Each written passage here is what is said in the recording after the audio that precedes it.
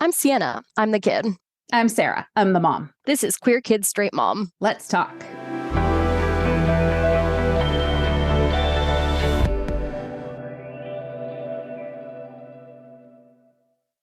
Welcome back to Queer Kids Straight Mom. Today, for our Halloween episode, we are talking about horror movies with problematic trans characters. We got a list from them, which we will put on our website so you can see we didn't do every movie on the list. We picked out a few. We chose House of Wax, Longlegs, Dressed to Kill, Silence of the Lambs, and Rocky Horror Picture Show. Psycho is also on the list, but I believe we've already discussed that. Yeah. We already all know how that's problematic. Problematic is kind of a weird, squishy term. Obviously, Silence of the Lambs and Psycho are both very quote-unquote problematic in terms of the way that they present trans people and trans-coded people. But I also think that by the nature of the fact that they're well-made, interesting movies, they also have the benefit of when you watch it, you actually think about it, as opposed to a perhaps less well-crafted movie where you're just like, haha, stabby villain dude. Yeah, that's an interesting point. Even if, say, the villain in Longlegs is not, explicitly referred to as trans, is just sort of this androgynously presented character, who, has long hair and wears lipstick. Does that make Longlegs less problematic? I don't know. It's certainly less enjoyable from my perspective. Okay, well, I guess let's just start there then. So Longlegs is a fairly recent movie. And in this movie, there have been a series of murders that they know are by this person who refers to themselves as Longlegs. And you see pretty quickly that this is a evidently male character with long hair and lipstick. And I don't remember what they were wearing. In my mind, it's a trench coat, but it might just be because the character has such trench coat energy. So this character is played by Nicolas Cage, speaking in, a very high voice. And there's all sorts of stuff going on that, honestly, this movie was really weird, and there were a lot of pieces that didn't make a lot of sense. So interestingly, it also got, I think, an 86% or something on Rotten Tomatoes from the critics, but 61% from the audience, general watchers, which, yeah, I don't know, it's a little bit it's less well made than 2025 Nosferatu, but it's kind of in that similar boat to me where something about it is appealing to critics, but a lot of normal people look at it and are like, huh? Yeah. And I think part of the interest to movie people is that it is written and directed by Osgood Perkins, who is the son of Anthony Perkins, who starred in Psycho. And if you do any reading about Anthony Perkins, it's kind of a fascinating story that he was kind of known to be gay. And then at some point, I believe it was in his 30s, went through conversion therapy. And then married a woman and had kids. And he died of AIDS-related complications later in life. And I actually just learned this was interesting. His wife, Barry Berenson, died on September 11th in one of the planes that hit the Twin Towers. So there's been a lot of tragedy in Oz, as he's known, Perkins' life. But I think part of the interest of film people is Anthony Perkins' the role he played in Psycho and his life story and all of that complicated stuff. I think because you can read some of that oddness and trauma into the storytelling. I think that maybe is part of what's fascinating to people. I'm sure it would be more interesting if I did a little bit of reading to see what people were seeing and some of the details and, I don't know, lore behind it, as it were. As a straight movie, it's just weird. It was just weird. And the story didn't really, I don't know. There was just too many things that didn't quite make sense. Very disjointed. That Them article describes it as, it takes a turn in the third act that doesn't really work. And it doesn't work at all. It's all of a sudden Satan's there for no reason. Yeah. Very odd. But I guess the problematic part is that, the killer is dressing as a woman, sort of. Well, not even just, okay, so I think we can actually break the approaches that these movies take into a couple of different categories. and they overlap. They're not mutually exclusive, but you have sort of the origin of their transness or their gender weirdness, their gender confusion, whatever it may be, which obviously is tying back to things that are like, oh, trans people are trans because they were abused in childhood, or trans people are trans because actually they have multiple personality disorder. And so obviously those are some harmful narratives that get pushed. And then you have why they present as female or why they want to present as female, which in some of these cases, it's either directly or indirectly because it gives them access to their female victims, which is also obviously really problematic. Right. It's almost like people could build an entire bathroom-related crusade off of that. Not that anyone would ever base laws that affect real people off of movies made 40 years ago. No one would ever do that. No. That would be silly. That would be silly. And then you have the third category, which is just sort of using this gender ambiguous presentation specifically on assigned male characters to create fear, to make them seem more monstrous. And I would say Longlegs falls into that category most of all, right? Which is interesting because that was not, from also what I've read, that was not Oz Perkins' intention. I think it was like sort of a meta-analysis. Mm-hmm. I don't think he was trying to be transphobic. No, I mean, I think he was trying to make a statement about transphobia. Later said, well, if you have a problem with trans people, you're a shithead idiot, and it would be great not to be confused with a shithead idiot. Yeah, something along those lines. Which, of course, then gets us to this question of media literacy, right? How much is an artist responsible for misinterpretation of their work? If you're trying to unpack the idea that androgynous men are frightening, but the illiterate viewer looks at your movie and says, "Ooh, scary, androgynous men are scary." What do you do with that? Right. I mean, because obviously we've, I think, seen recently this spate of like every movie that gets produced has to either like tiptoe around anything controversial or be like very, very explicit about how it deals with the controversy so as not to like offend anybody, which I think, you know, it's a legitimate critique that makes art worse, right? If there is no room for ambiguity left in the thing that you're making because you're so worried about your work being misinterpreted, right, that's bad. That's a bad thing. That makes art worse. Yeah. It is a tough call because, yeah, there are things in this movie that you easily could read into. That makes this person sinister. It's a sign that something is, you know, that you have a gut instinct of something is wrong with this person. And the fact that this person is also acting on behalf of the devil, like, there's plenty of material there to go with, like, oh, being trans is like a demon possession, right? So, yeah, problems artistically and on this particular topic. I think the first thing I texted Sienna after I watched it is, I'm not sure Oz Perkins is okay. But I mean, in fairness, like you wouldn't be either with that family background. I probably wouldn't either. It was really sad. I don't know if we discussed this on here before. So on Shudder, which is like a horror movie specific streaming service, there's a little like a docu-series, which was really, really interesting, called Queer for Fear or something like that. And they interviewed Oz Perkins on that. And he was talking about like how the role of Norman Bates impacted his father and how it intersected with his sexuality. And it was heartbreaking. Yeah, I remember that being really sad. Just search for Shudder queer horror. Fascinating context. Should you decide to watch this movie or not? It's really interesting. A movie that I found a little more entertaining, was kind of silly, but that I'm a little more ambiguous on the whole trans part of, but I think Sienna has thoughts, was House of Wax, which I think was early 2000s. I think so. And yeah, I mean, kind of silly. And it's the kind of horror movie where, like, you know, very stereotypically, like, it's a group of teenagers and they're doing all the stupidest things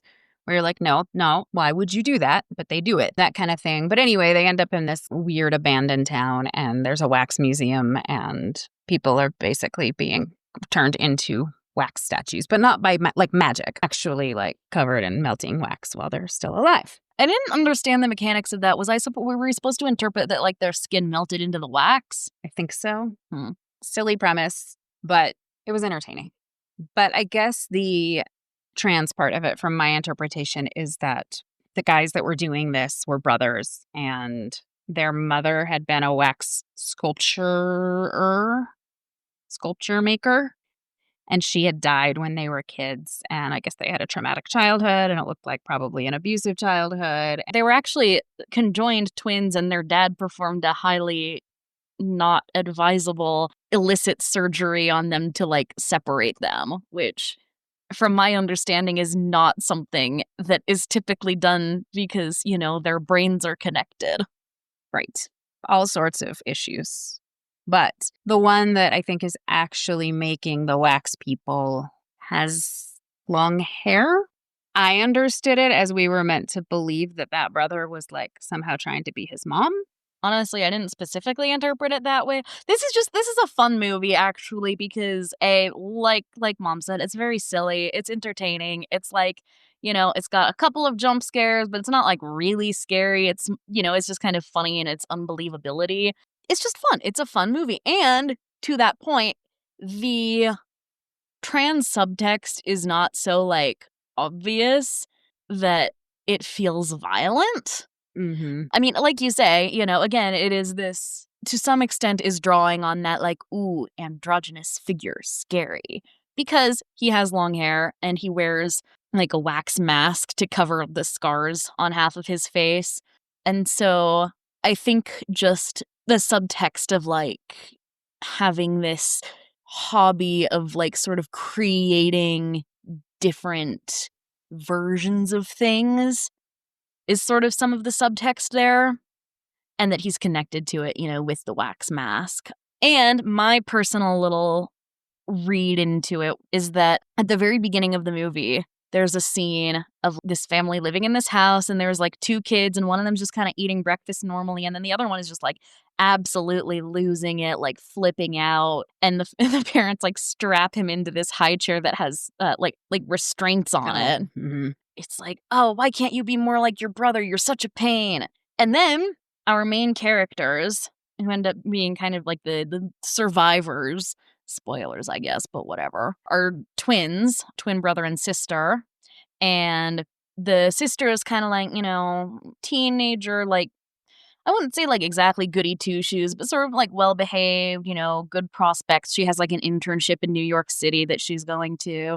And then her brother is like the bad twin, and he has gotten in all this trouble. He just got bailed out of prison for stealing a car. He's sort of started just leaning into this, like, yeah, whatever, I'm the bad twin. Everybody expects me to be a failure. And so we end up setting up this parallel between the murderers, who are like good twin, bad twin. Not that, you know, turning people into wax statues is exactly good, but the implication at the end of the movie is that it was really the normal looking twin who turns out to have been the bad twin and was sort of manipulating the other one into like murdering all these people. And so if we want to like create elaborate parallels in our mind, that suggests that the main character twins are kind of like a foil good twin, bad twin. And so therefore it makes sense that Vincent, the good-ish, less actively evil twin, is associated with femininity because that's how the parallel lines up with the main character twins. Got it. If we want to, you know, construct elaborate theories. Yes. But that's what I'm saying, is that it's fun. That's like the kind of theory that's fun to pin up and be like, ooh, but what if? But it doesn't feel like the directors are so much actively being like, look at this scary trans person. Yeah, that's a good point. So that was a fun one if you're looking for a fun, silly horror movie. Also, I think the main character brother is gay. I have very little basis for this. I've just decided it. All right, see what you think. Okay, Rocky Horror Picture Show. Obviously, the main, I guess, main character, not the couple that wanders into the castle, but Frankenfurter. That's Dr. Frankenfurter Dr. to Frankenfurter is not a good person. So I guess, like, on the face, this gay guy dresses up as a woman and is exploitative, and also he's an alien. But, you know, there's all that, like, he's manipulative, he's a bad guy, he's abnormal, he's from outer space, right? He's not like us. There's also, like, a lot of really, at best, dubiously consensual sex. Yes. There are lots of problems in this movie, which is from the 70s, I guess, before people really we're thinking about the implications of those things. But it is fun. Yeah. It's entertaining. Music's fun. But yeah, at the end, when I guess the like other, I don't know, undercover aliens or whatever are like, it's just become too much. We can tolerate your weirdness up to a point, right? But it's too decadent. Which, I mean, you're not exactly like, no, they're wrong. That's not fair. But it's definitely that message of like the evil part is this guy that's dressing up in drag. Although I guess you do feel a little bit sorry for him. I don't know. I don't know, to be honest, like, he's just a little bit pathetic. Yeah. That's actually, I saw it described in one article as, like, he's simultaneously this sort of predatory figure and also just really pathetic, which is really how we characterize trans people a lot, specifically trans women, as, like, not only are you predatory and you're trying to, like, attack women, but also you're pathetic. You can't even properly try to imitate women. You're just desperately trying to be something that you can't be. And I think especially towards the end of the movie, like, that's very much the impression you get with him. Plus with trans women, like, and you're trying to be feminine, which, to a lot of people is like the weakest thing you can be, right? But also, as you were saying that, it's not funny, interesting that that's what people say about trans women. Because if you think about it, he creates like the perfect man for himself, which you probably would interpret in a sense too as like, I can't find anybody that will love me, so I have to make somebody. And then even the person that I made to love me won't love me, which even more pathetic, right? Right. These are stereotypes people have about trans people, but we have this whole movement of incels, which, like, come on, look in the mirror. Yeah. That's kind of interesting. That should strike a nerve for those guys. Well, yeah, I mean, this idea that, like, oh, you're pathetic and weak because you're rejecting masculinity and you're daring to embrace, parts of yourself that most men feel like they have to keep hidden. Meanwhile, I, the man who must perform masculinity but also still can't get a single woman to sleep with me, I'm going to throw a temper tantrum about that, am the pinnacle of masculinity. Yep. Quick book recommendation. I'm reading a book called Black Pill by Elle Reeve, who is a journalist. And she has done a bunch of research on kind of this incel movement and the alt-right, and was there in Charlottesville and was at the Capitol on January 6th, documenting, filming, doing all of this stuff. So she takes this kind of deep dive into that world on the internet, and it is fascinating, very eye-opening to see how much of our political climate is influenced by guys that spend their lives online and don't really get a lot of attention from other human beings. So they just try to say the most offensive things they can possibly say to get attention and then end up believing them and convincing a lot of other people of them, which you could also attribute a lot of the anti-trans sentiment to. That's Rocky Horror Picture Show. For what it's worth, I would also, like, I think there are a lot of trans people who really enjoy Rocky Horror Picture Show. Yeah. I mean, it's campy, it's fun. It's really, really where the value in it is if you can see a live performance of the musical or just a live shadow screening, which is where they like play the movie, but then they have people acting it out in front. Like there's like sort of scripted audience, not scripted, but like everybody knows audience participation. Like actually, it's really the live showings that are a lot of fun. Like as a movie, it's just a bit incomprehensible. Yeah. Yeah. It doesn't make any sense. Like, why are there aliens? What happens at the end? Why is Meatloaf there? Is Meatloaf literally only there so that they can be like, haha, we're eating meatloaf? It doesn't make any sense. The days when musicals just had to be like, here, let's write some fun songs and I don't know, just make some stuff up to go in between them. The most tenuous of threads to connect them. Exactly. See Silence of the Lambs.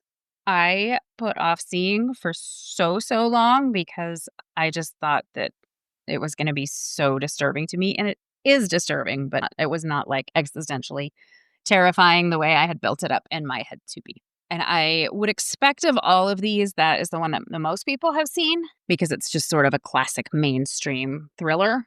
And I regret to inform you, much like Psycho, like, it's very harmful in the narratives it presents, and it's also just really good. Like, it's well crafted. Yeah, it is true.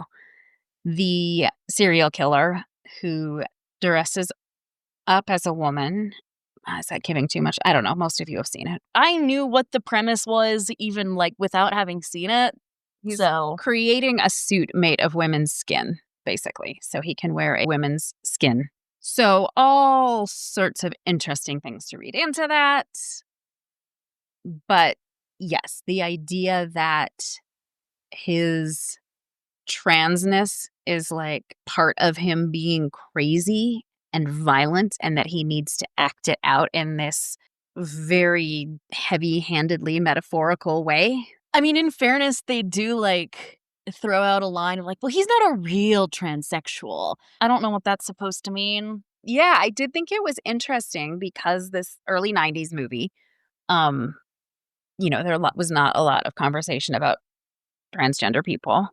And I thought that was really interesting that even then, at a time when it's so easy to stereotype, and obviously transgender characters were freely used as something sinister and monstrous, that Jodie Foster's character says, but transsexuals aren't usually violent. Of course, it manages to frame even that in an offensive way. She's like, trans people are so passive. Well, have you considered that maybe it has nothing to do with passivity and more to do with like most trans people just aren't violent people? Right. But I did think that was interesting that even then, somebody referencing the research is like, I mean, there's nothing about this that makes people violent. This is, I think it's because, again, it's a really good movie. I suppose it's interesting to think of it in the context that it's coming from, too, right? Because throughout the 80s and 90s, I believe in particular, there were legitimately like a lot of serial killers in the US. Like, it was a thing. And so that's why you get so much fixation on it. And that's why you still have people so captivated, I guess, by that period, and why there are so many slasher movies coming from it as well. And there are all sorts of theories about it. Like, there are theories about like chemicals that got banned causing people to become serial killers and all sorts of stuff. And I can see how it forms that place in people's imaginations when it's at the same time that gay and trans people are becoming more visible in society, and the AIDS epidemic. That like there is this association, right? There were so many stereotypes, and it's really easy to associate that with like the cause of mass death, right? I mean, Texas Chainsaw Massacre, which was also on this list, apparently the guy that murderer is based on, Ed Gein, Gein. Apparently people, like, when it came out that he was like wearing people's skin, they were like, he must be trans because he wore a woman's skin one time, not because he's just a psychopath who wears people's skin, but because he wants to be which of course you can then see in Silence of the Lambs as well. But yeah, that there was no evidence for that claim, but people just kind of arbitrarily jumped on board the train because scary trans people. Yeah. Interesting sociological undercurrents in all of this. But it is interesting looking back on the movie from a period where serial killers are exceedingly rare. It's just absolutely unbelievable to me that we have one serial killer trying to catch another serial killer, and the one serial killer kills his victims and eats them, and then the other serial killer skins his victims and makes them into a woman suit. Like, when you think about it, that premise is absolutely absurd. They could have like a really good team thing going on. They both want different things from their victims. That's true. Ugh. Maybe Hannibal Lecter should have thought of that. Yeah, gross. Anyway, it's a good movie, but some obvious issues with the completely unhinged serial killer who dresses up as a woman, acts super feminine, has a yappy little dog named Precious. There are a lot of gay stereotypes. And again, like really linking it to sexuality. Like, a big part of the implication is also that it's actually less about his gender identity and more about like his sexual hang-ups stemming from childhood abuse. Yeah. Which, of course, is not what gender identity has to do with at all. And on the topic of conflating so many things that have nothing to do with gender identity, that segues us into Dress to Kill, which is from 1980. And I really feel like they took their high school psychology book and went to the abnormal psychology chapter and were like, let's take every single one of these disorders and combine them into a trans person. If I were a cleverer person, I would come up with a like parody of Mambo number 5 with like a little bit of bipolar and Right? Yeah. I mean, and I didn't like, it was a little heavy handed, but it wasn't like, oh, this is painful to watch. It's so bad. But this killer dresses up as a woman, but when he dresses up as a woman, he becomes a completely different person. When he's not a woman, he's, I don't remember his name. a normal therapist. When he's, I'm not supposed to tell them he's the therapist. I thought we were doing spoilers. Okay, spoiler alert. Anyway, but when he's a woman, he's Bobbi.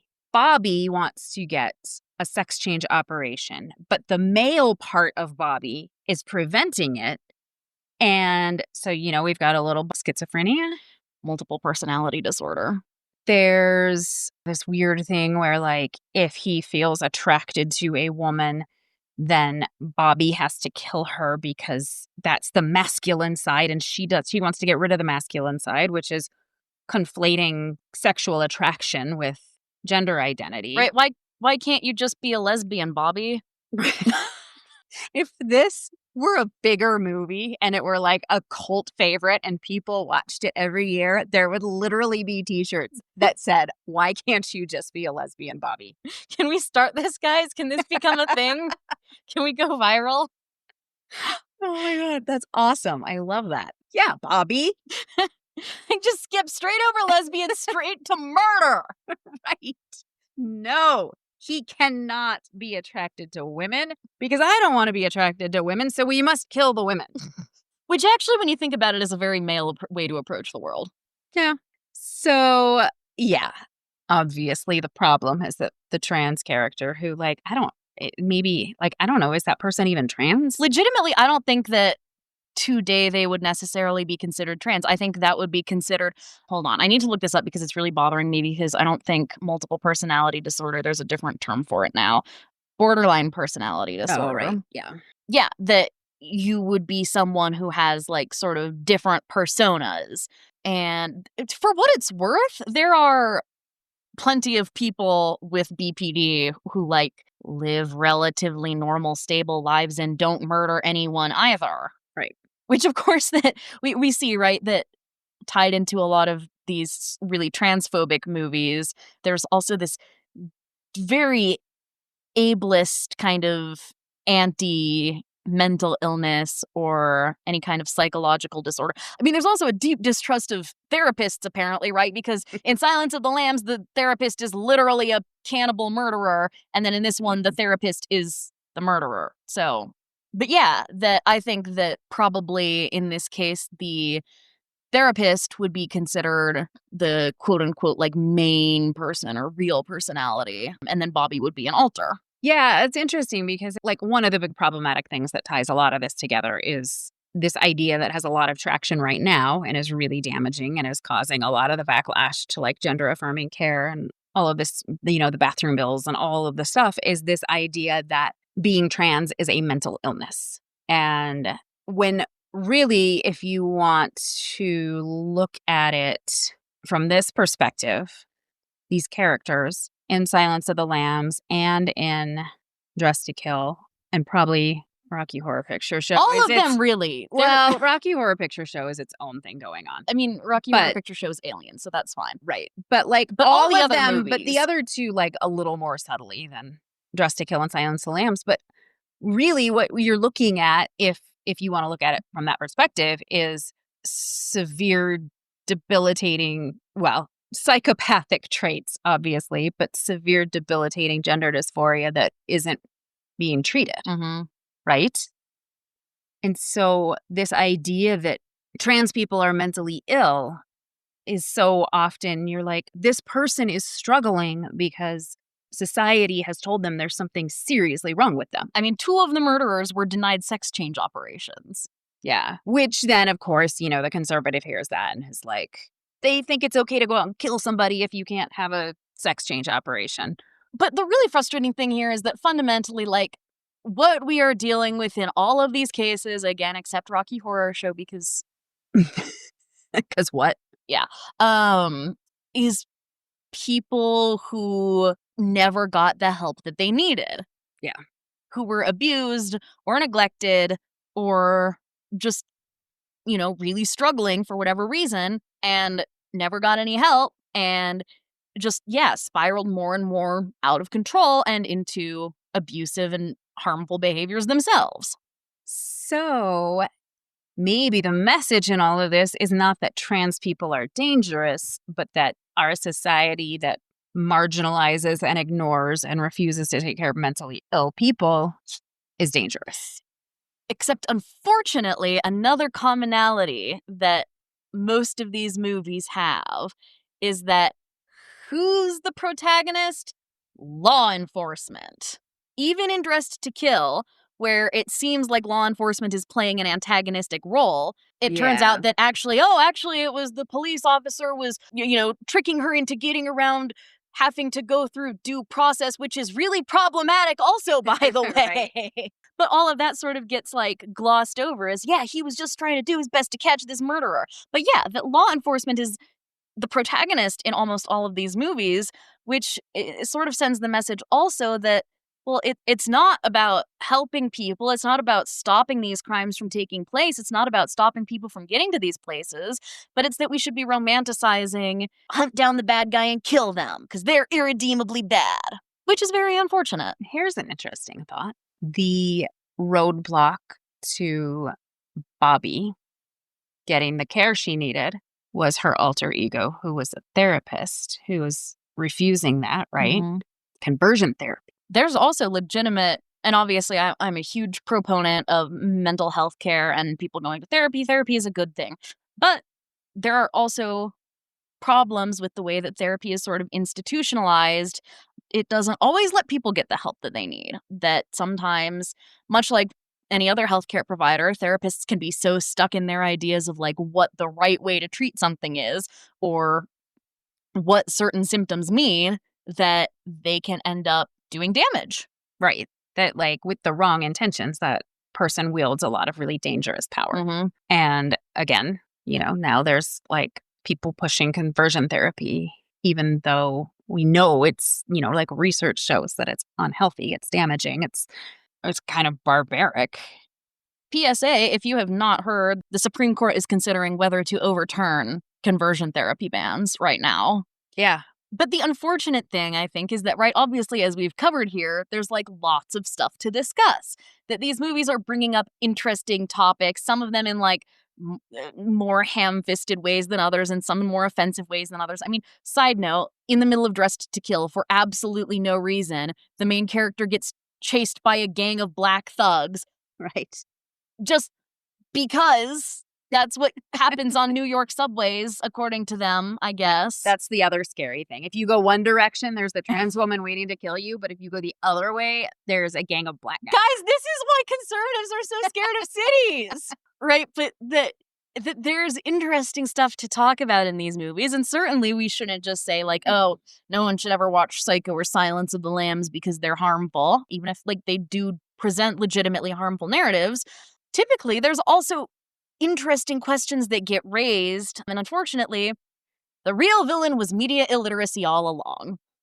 That people have a really hard time watching any kind of nuanced media and thinking about it critically and engaging with it instead of just kind of hitting the easy button and being problematic or not problematic. Yeah. Especially because I just saw somebody reference this morning, but, because of all the paywalls and stuff, which, I mean, it's fair. People that do quality journalism need to get paid Mhm. for it. But the really introspective, informative, well thought out pieces are typically not available. But the jump to conclusions, sensationalized garbage that's out there is free and easy to read. I mean, same thing with scientific literature, right? That, Epoch Times is free. Nature Magazine, you're going to have, is going to be behind a paywall and a really expensive paywall at that. Yeah. So, I mean, yeah, you get these pieces of media out there, and is it maybe this movie in a broader context of analysis is useful, like brings up a lot of good conversations that we need to have or reflects some things about society that it's important that we recognize. Mhm. But a huge number of the people that see that movie are just going to be like, well, that scary trans woman with the knife, right? And also, I mean, I have no idea if there's any literature on this, but it seems like someone should look into this, guys, if there are any researchers. Wait a minute, you're a researcher now. Mm-hmm. Increasingly, with the rise of streaming services and the decline of movie theaters, I think probably there's a lot more people just sitting alone in their bedroom watching movies. Mm-hmm. And I think that the social aspect of watching something and having conversations like we're doing with something like Silence of the Lambs or Psycho is really important, right? It's something like Longlegs. Most people are probably not going to get anything out of. They're just going to be like, well, that was weird. Mm-hmm. Unless they actually start having a conversation, maybe look up some articles to answer some questions, like that social aspect. And I say this as someone who's not very social, but that social aspect of engaging with media is also so important. I mean, I don't know if anybody else has had this experience, but when I was in high school, I would read something that we were reading for class and I'd be like, I have no ideas about this. What the heck? And then I'd get to class and have a discussion and people would start saying stuff and we'd start like asking discussion questions and I'd be like, oh, I have more thoughts about this than I realized. Mm-hmm. But engaging with people is important for formulating those ideas. And so Yeah. if you're just sitting alone in your bedroom watching horror movies back to back to back and you're just getting trans people scary, mentally ill people scary, Right. therapy bad over and over again and not like engaging with that, that's probably going to produce worse outcomes in terms of media literacy. You should get on that. Okay, I'll get on that. Yeah, I think that's a really good point. Well, and here's another like benefit of colleges and universities that, now you've got all these right-wing people telling their kids that colleges are going to brainwash them. But, like they screen movies at the student union and there are opportunities for people to watch movies together. Your brother, like that's what they spend a lot of time doing. He and his friends like Mhm. watch movies and like talk about them. So, yeah, another benefit of going to college is maybe some of that is still happening in that social setting. But without that, yeah, I think a lot of people watch movies alone and don't have anybody to bounce those ideas off of. Mhm. Fascinating stuff. Yeah, if you haven't seen any of those movies and we talked you into or possibly out of them, there you go. Speaking of media illiteracy, Perfect way to ease into that. So, we have also been planning to do this episode about Taylor Swift. And it was originally we were just going to talk about the fact that there are all of these people that really, really want Taylor Swift to be gay. And we're convinced that she is gay. And what a weird, bizarre group that is. But now in like also with her new album coming out and some things that are legitimately problematic, but also things that have turned into like weird conspiracy theories. There's just a lot to talk about with the world of Swifties and anti-Swifties as related to a whole bunch of issues, but still very relevant that I think a lot of the criticism comes from sort of parallel to the wanting Taylor to be gay camp. This feeling of you have stood up for our community and we like you, and that means that we have these expectations of you Mhm. and we're disappointed in you when who you are isn't who we want or fantasize about you being. Here's what I'm going to throw out just for everybody to chew on over the next couple of weeks. We're all familiar with the concept of a parasocial relationship where you think that, oh, this famous person is my friend and we love each other. However, consider the concept of a parasocial hate relationship where people have developed this weird personal loathing of people that they've never met. And it's a bit unsettling. Although I might have a, what did you call it? A Parasocial hate relationship? parasocial hate relationship with Ben Shapiro. Well, I mean, okay. That's because Ben Shapiro is actively hateful. It's different It's different than like just not really doing anything that than just like specifically kind of, brings that yeah. sort of animosity. Fair. Okay, so that is our episode next time. So be ready to hear some Taylor Swift talk. If you are one of those, I never want to hear anybody talk about Taylor Swift again, I guess skip that one. And have a happy Halloween. What do you call it? The gay Christmas? Yeah. Yeah. Enjoy. I love the posts you see that are like, I hate gay Halloween. What do you mean you're the physical embodiment of whatever? Like it's just, I don't know. They're so funny. They're so funny. I hate gay Halloween. What do you mean you're a chaperone in the passenger seat? Anyway, on that note, happy Halloween. Bye. Catch you next time. If you found this episode interesting, informative, amusing, please review and follow us on your podcasting platform of choice. Getting those reviews and follows really helps us show up more in the algorithm and be able to reach more people to help them. You can find us on social media, Instagram, and Threads at queerkid.straightmom, Blue Sky at qksm.bsky.social, and Facebook at Queer Kid Straight Mom. We are no longer on Twitter.